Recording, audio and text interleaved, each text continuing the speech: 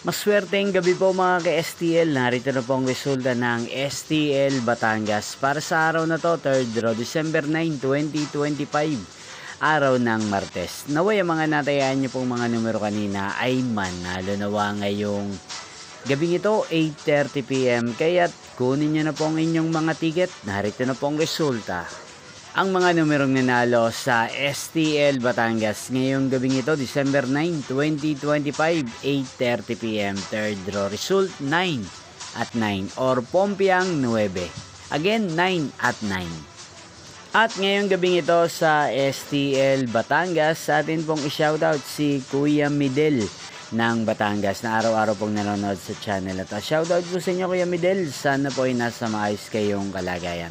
At sa lahat po ng mga taga Batangas, shoutout po sa inyo.